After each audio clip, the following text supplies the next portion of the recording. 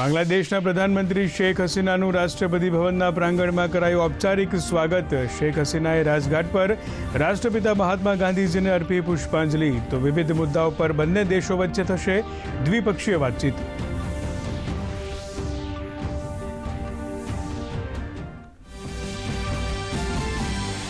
નવી દિલ્હીમાં આજે થશે જીએસટી કાઉન્સિલની 53મી બેઠક। કેન્દ્રીય નાણામંત્રી નિર્મલા સીતારમણની અધ્યક્ષતામાં ઘણા મહત્વના મુદ્દાઓ પર થશે વિચાર વિમર્શ।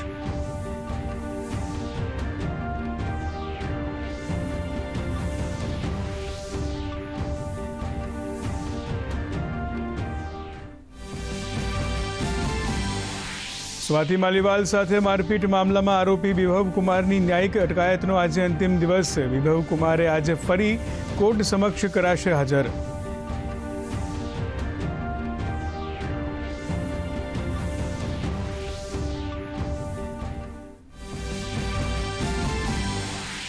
અમદાવાદ ખાતે ભગવાન જગન્નાથજીની યોજાઈ જળ યાત્રા। આજથી પરંપરાગત વિધિ સાથે રથયાત્રાના પ્રથમ ચરણનો થયો શુભારંભ।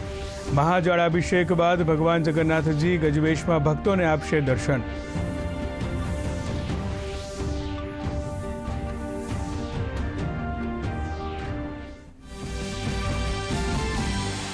રોંગ સાઇડમાં વાહન ચલાવતા લોકો પર આજથી સ્થળ પર જ નોંધાશે એફઆઈઆર। અમદાવાદમાં રોંગ સાઇડ ડ્રાઇવિંગથી ગંભીર અકસ્માતો રોકવા એક સપ્તાહની યોજાશે ડ્રાઇવ।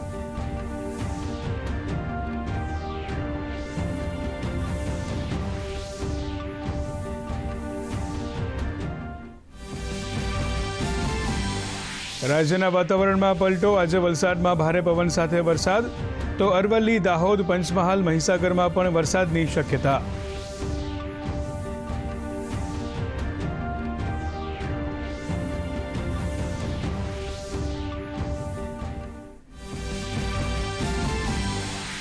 અમેરિકાની સુપ્રીમ કોર્ટે ઘરેલું હિંસા કરનાર પર બંદૂક રાખવા પર પ્રતિબંધ રાખવાનો નિર્ણય રાખ્યો અકબંધ।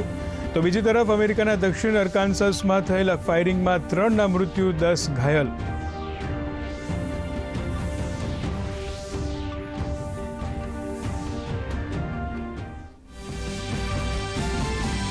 અને T20 વિશ્વકપમાં આજે ભારત અને બાંગ્લાદેશ વચ્ચે થશે ટક્કર। તો બીજા મુકાબલામાં અમેરિકા અને વેસ્ટ ઇન્ડિઝ આવશે સામસામે।